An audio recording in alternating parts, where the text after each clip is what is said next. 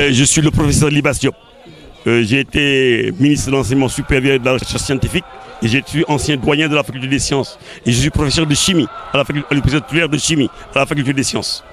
Libas, le marabout a dit qu'on arrête carrément le canal ou là où l'eau passe. Est-ce que vous ne craignez pas encore des problèmes d'insécurité sur le plan de l'environnement pour la population des Layènes?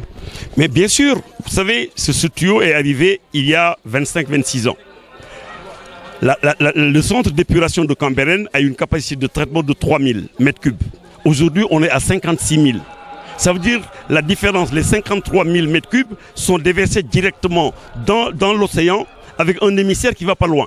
Ça veut dire que tout est refoulé dès qu'il y a un peu de mouvement de vague. Et ceci explique que quand l'Institut Pasteur a analysé les échantillons qu'on lui avait amenés, on y a trouvé des germes extraordinaires, de choses véritablement qui sont mauvaises pour la santé. Et ça a été créé et c'est lié au tuyau lui-même. Et depuis 26 ans, des malformations, il y a des problèmes cutanés et d'autres types de problèmes se sont retrouvés avec la population de Cambérène. Donc c'est quelque chose qui a créé au niveau de la santé des dérives inacceptables et intolérables. C'est ça, en résumé, c'est ça que je peux dire. Donc pendant 26 ans, nous avons subi les affres de ces eaux-là. Bon, et maintenant le marabout a dit non, c'est fini. Il faut arrêter, il faut que les gens se débrouillent. L'accord que j'avais signé avec Bathily à l'époque stipulait bien que l'eau devait être traitée jusqu'au tertiaire. Et quand une eau, là je suis chimiste, c'est des chimistes qui parlent, quand une eau est traitée au tertiaire, à la limite elle est buvable.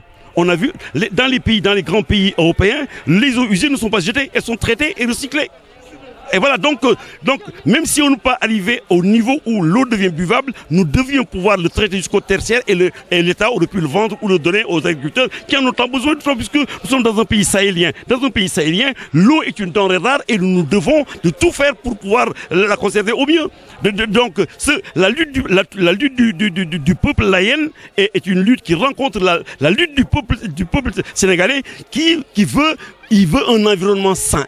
Il faut un esprit sain, dans un environnement sain pour être performant au niveau du développement. Mais vous, en tant que chimiste, est-ce que vous ne pensez pas que le fait de bloquer carrément ce canal, l'eau ne va plus passer? Maintenant, c'est eau qui devait normalement se déverser vers la mer. Elle va être où? Est-ce qu'il n'y aura pas encore une autre répercussion dans la population? La responsabilité incombe à l'État. Les populations se défendent comme elles peuvent. Et la méthode de lutte qu'ont utilisé les jeunes est une méthode qui correspond au tempérament des jeunes. L'important, c'est que nous arrivons à des résultats. Si vous faites le parallèle avec ce qui se passe au niveau purement politique, les jeunes en ville aussi, ils brûlent des pneus, ils font autre chose. Ça aussi c'est des perturbations sur l'environnement. Mais imaginez maintenant, il y a des eaux stagnantes aujourd'hui pendant quelques temps. Et les populations de Cambérène, qui pendant 26 ans ont reçu des quantités d'eau infinies par rapport à ces eaux que nous avons. Qu'est-ce qu'elles ont subi elles sont restées stoïques, les populations de Cambérène. Et voilà maintenant, elles en ont marre et ils disent maintenant qu'il faut dégager. Et c'est dans ce cadre-là que au niveau politique, j'ai créé une structure que j'appelle le MOTTE.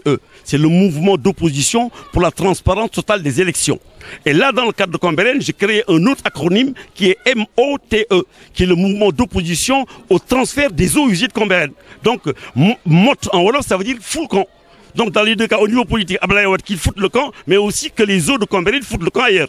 Parce que pourquoi? Parce que là, il y a une sensibilité religieuse au niveau de Cambérène. Cambérène, c'est la capitale des Layènes, Tivaouane, c'est la capitale des Tiganes, Popenguine, c'est la capitale des catholiques, et Touba, c'est la capitale des Mourides, et Ndiassane, c'est la capitale des Khadr. Donc, on nous doit le même respect que les autres. C'est vrai que nous ne sommes pas, du point de vue numérique, nous ne sommes pas très importants numériquement. Mais les grandes classes n'ont pas beaucoup d'effectifs. Il faut voir tout simplement que le peuple sénégalais est un peuple patient. Mais quand il se lève, c'est une déferlante. Et on n'arrête pas une déferlante avec ses mains.